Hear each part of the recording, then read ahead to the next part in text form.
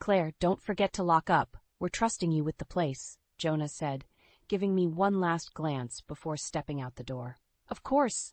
Enjoy your trip, I replied, trying to muster a sincere smile. I watched as Jonah walked away, the door shutting softly behind him. The house suddenly felt bigger, emptier, even though Jonah's parents were still around somewhere.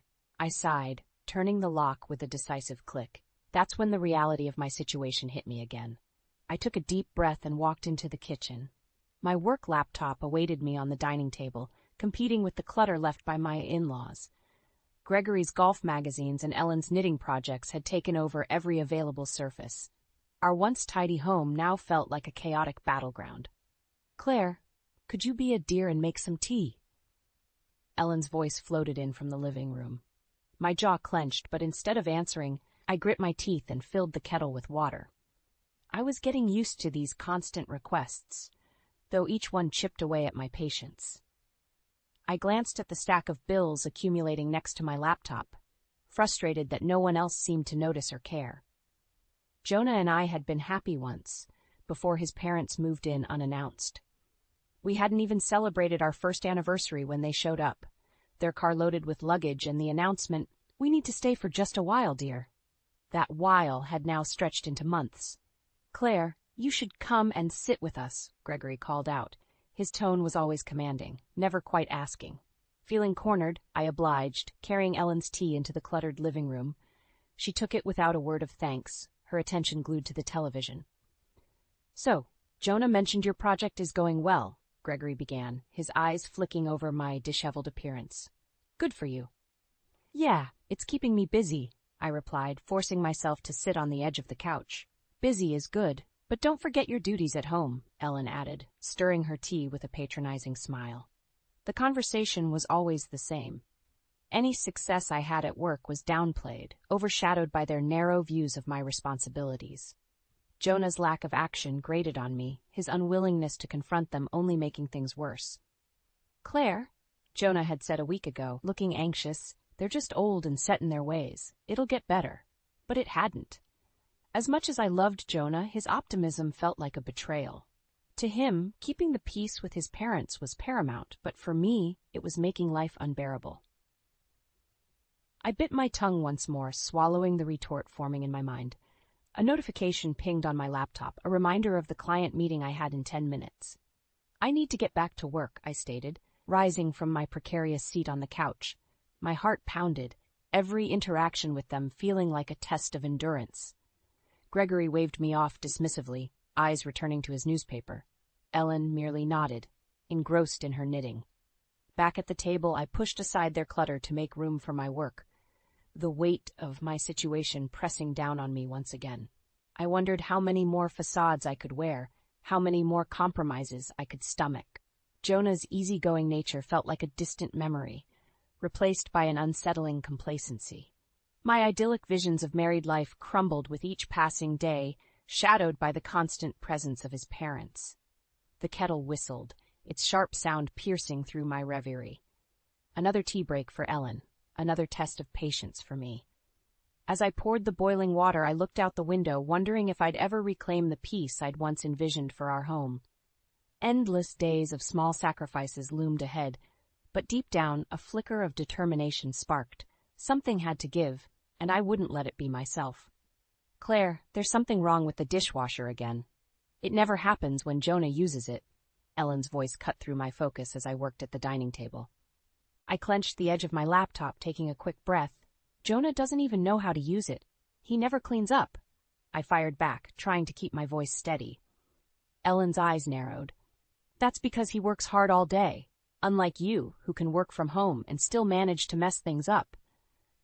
I got up and walked to the kitchen, trying to kill the conversation. Ellen trailed behind me, her disapproving presence filling the space. I opened the dishwasher, fiddling with the controls just to do something with my hands. Gregory appeared in the doorway, leaning against the frame with a smug look. You wouldn't have these issues if you just did things right, Claire. My patience was wearing thin.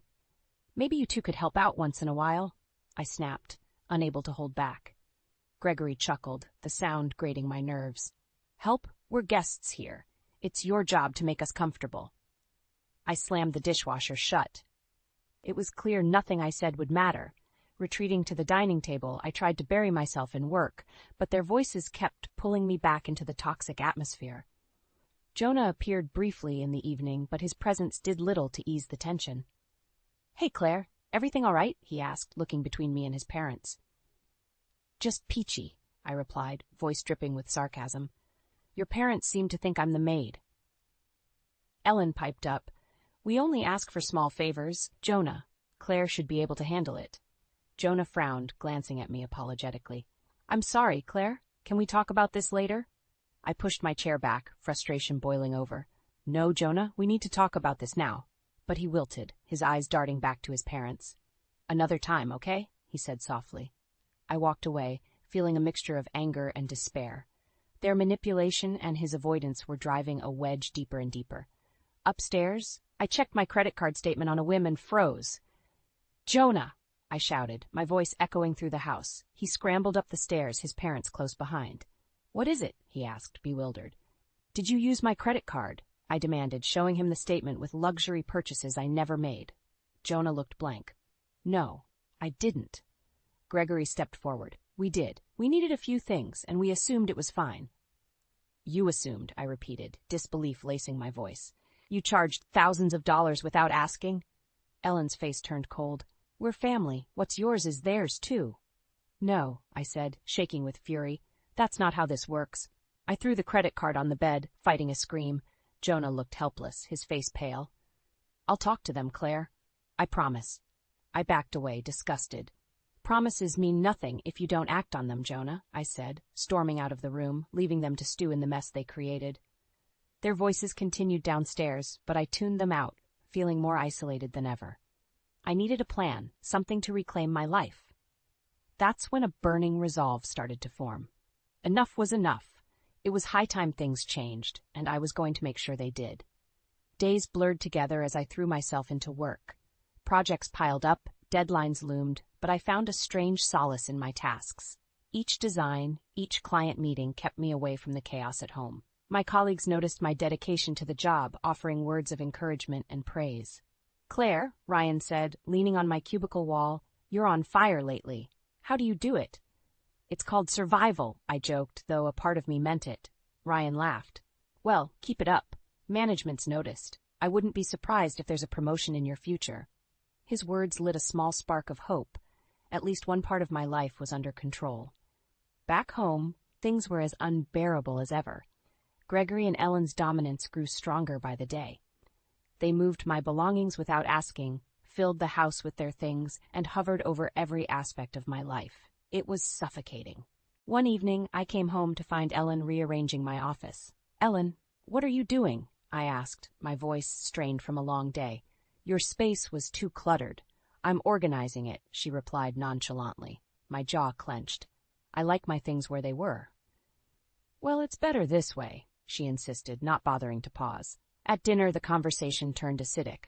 "Claire, maybe you should take cooking classes," Gregory suggested with a smirk. "Your meals could use some improvement." I stared at him, wondering how he could be so condescending. "Maybe you should appreciate the fact that I'm cooking at all." Gregory chuckled, turning to Jonah.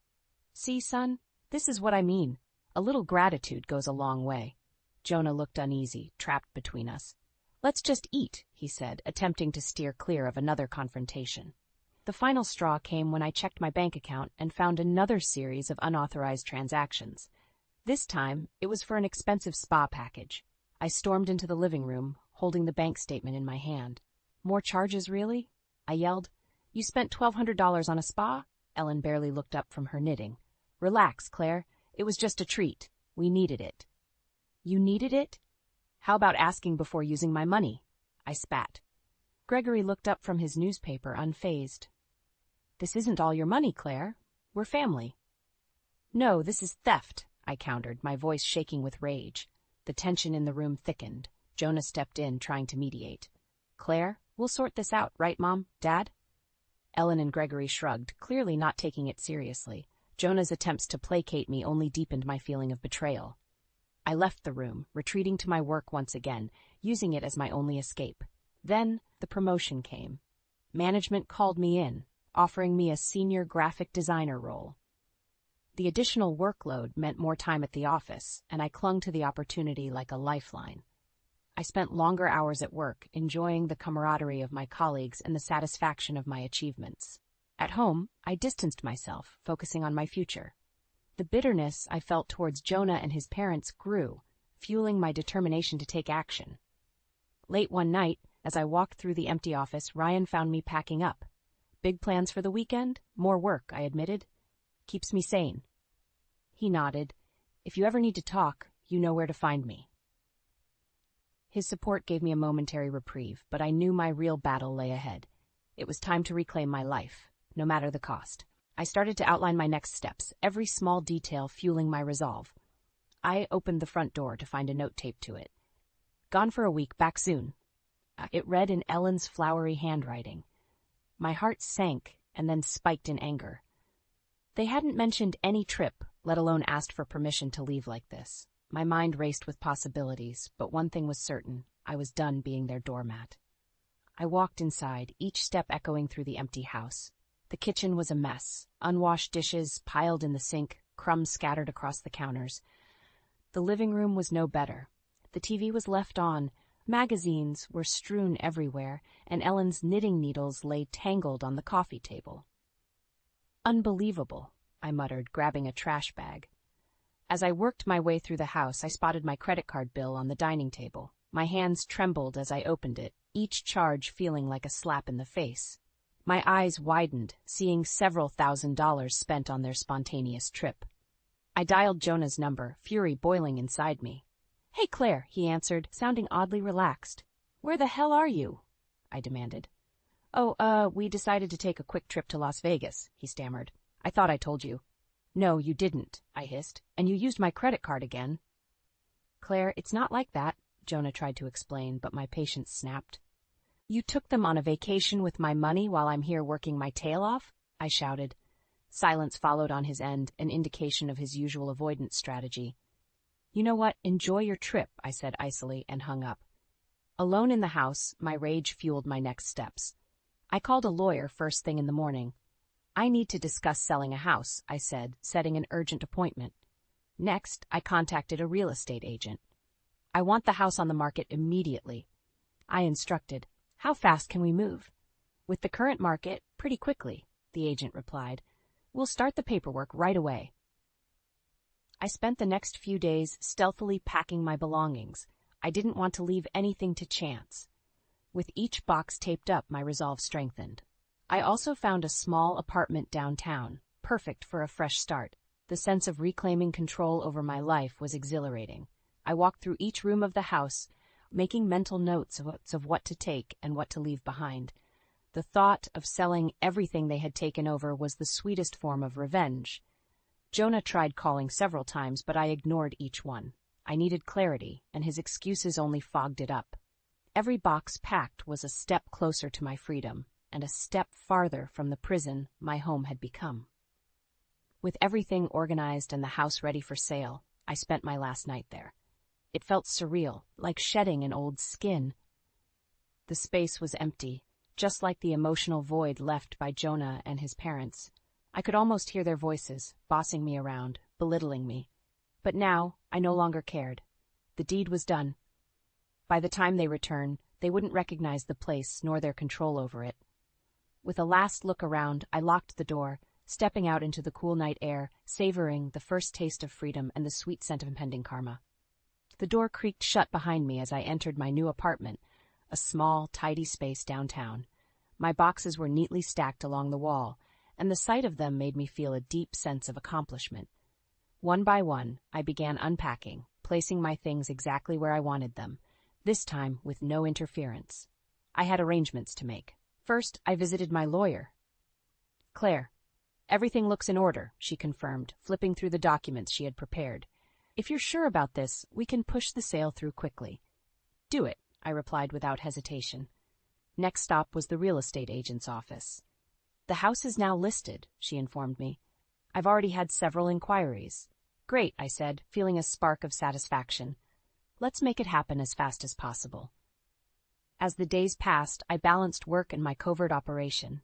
By day, I was the diligent graphic designer, throwing myself into my new role.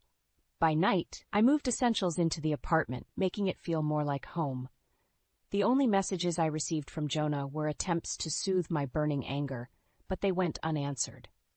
One particular evening, I found myself in the office late, a usual occurrence now. Ryan, my colleague, noticed me as he packed up to leave. "Burning the midnight oil again?" he asked, coming to lean on my desk. "Yeah, lots to do," I replied, trying to keep my tone light. "Want to grab a coffee? You look like you could use a break," he offered. "Sure," I agreed, realizing that a bit of normalcy could do me some good. At the cafe, we sipped our drinks in a comfortable silence before Ryan broke it. "Something's been bugging you," he said, more of a statement than a question. I sighed, deciding if I should burden him with my mess. "It's complicated at home," I finally admitted. "If you ever need help, I'm here," he said, his sincerity touching me in ways Jonah's evasions never did. "Thanks, Ryan," I said softly, appreciating the gesture more than he knew. The next morning, I received a call from my real estate agent. "Claire, we have a buyer," she announced. "They're offering more than the asking price and want to close quickly." "Let's do it," I said, feeling elated. The final pieces were falling into place. With the sale nearly complete, I returned to my apartment, envisioning the look on Jonah and his parents' faces when they returned. They wouldn't know what hit them. The last detail involved formalizing the divorce. I made sure the papers were prepared and ready for when they returned. My plan was airtight, each step meticulously thought out and executed. Packing the last of my belongings from the house, I felt a strange sense of peace. I had no regrets. They had pushed me to this point, and now they would face the consequences. I locked the door one final time, leaving the key under the mat with a note. "We're done." I stepped away, my new life awaiting me. The control I had fought so hard to reclaim was finally mine, and as I walked towards my future, the weight lifted from my shoulders and was replaced by a renewed strength. I stood by the window of my new apartment, watching the minute hand on the clock crawl. Any moment now they'd come back from their trip. I could almost picture their confused faces when they found themselves locked out. It wasn't long before my phone buzzed. It was Jonah. I let it ring twice before picking up. "What's happening here? We can't get into the house," he yelled, his voice frantic. "I sold it," I said calmly. There was silence on the other end of the line. "You? What?" Jonah finally spluttered. "I sold the house. It's done," I repeated, feeling a strange sense of relief wash over me. "You can't do that. This is our home." Ellen's voice shrieked in the background. "No," I replied, my voice cold as steel. "It was my home. You've been nothing but uninvited guests." Jonah was silent, too stunned to respond. Ellen grabbed the phone from him. "We'll see about this, Claire. We'll get a lawyer. You'll regret this," she threatened. "Do whatever you feel you need to," I said, unbothered.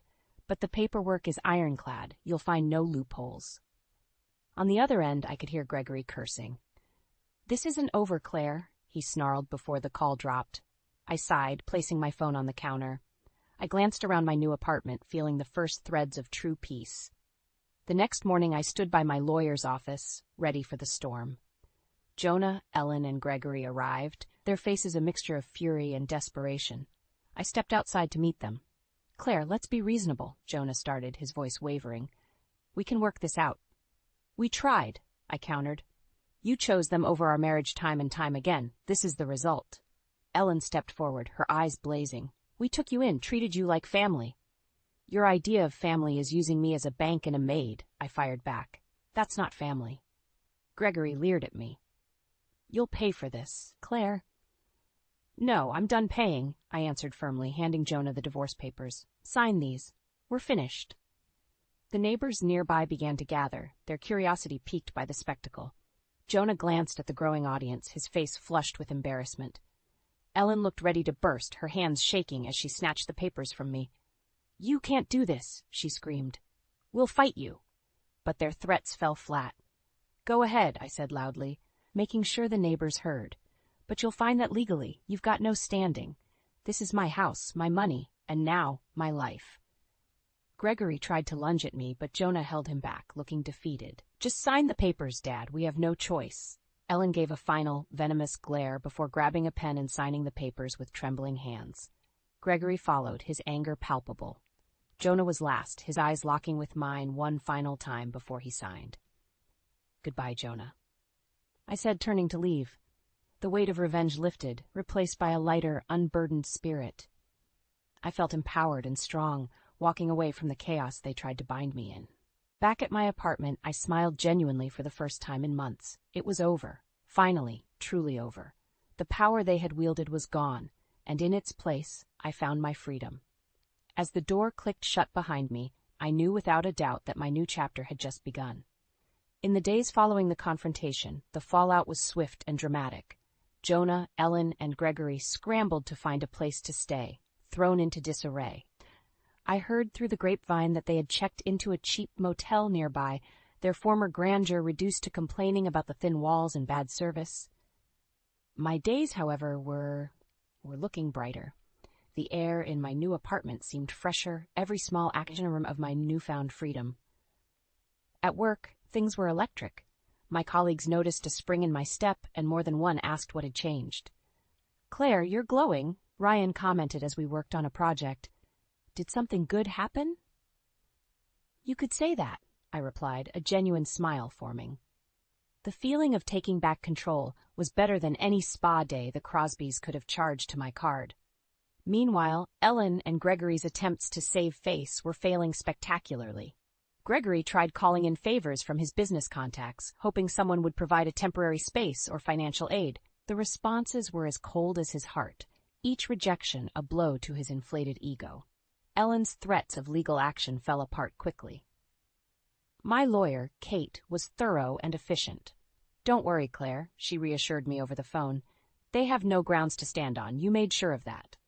Their public disgrace brought a strange satisfaction. The neighbors talked in hushed tones about the family who had been so unceremoniously evicted. Each muttered word was a victory for me. The old me would have felt guilty, but no more. I was done with feeling sorry for them.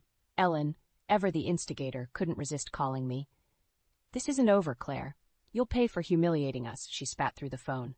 I chuckled, the sound surprising even me. "Ellen, your eats are empty. Move on." "I have." Click. I hung up, feeling lighter. Ryan, who'd overheard my side of the conversation, raised an eyebrow.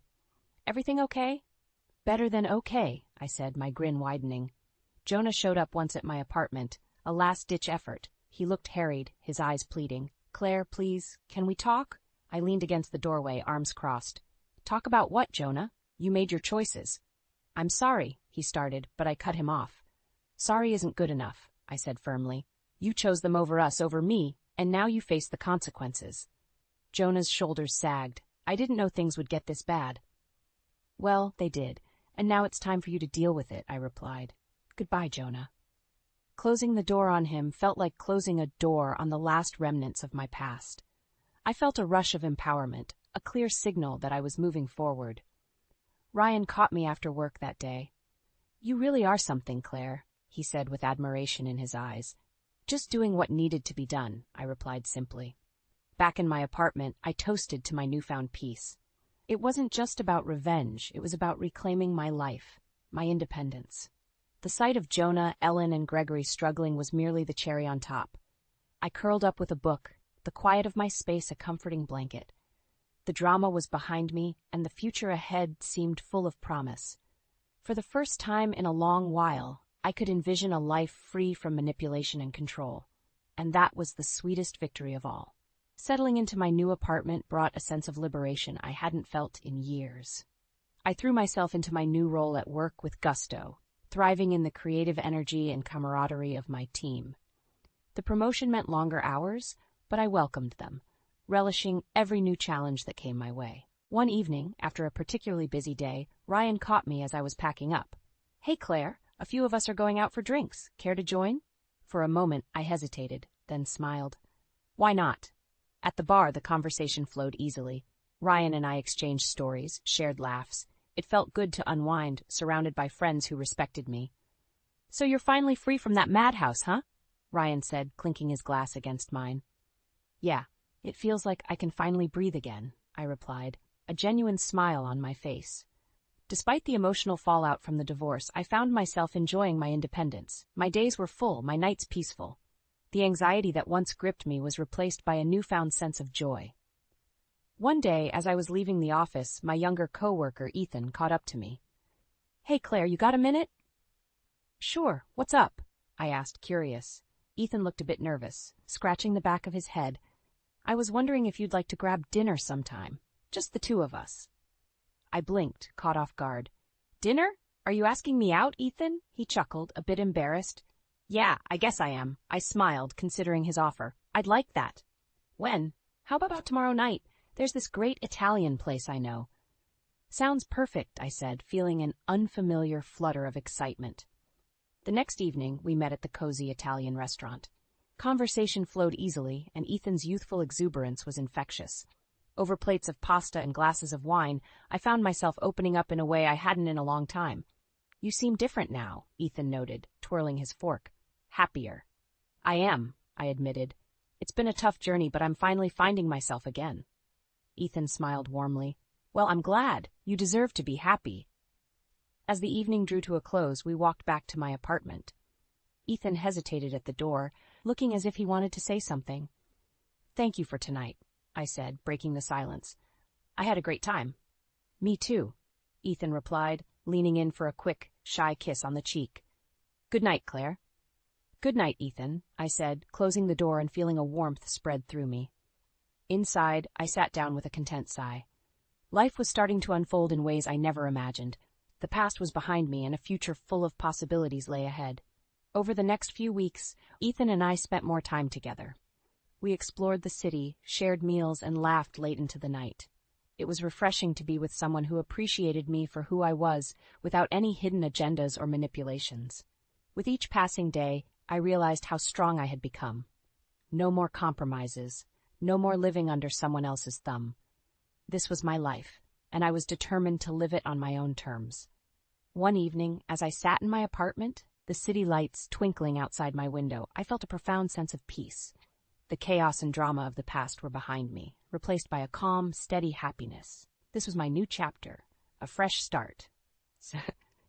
And for the first time in a long while, I felt optimistic about the future, confident that I could handle whatever came my way.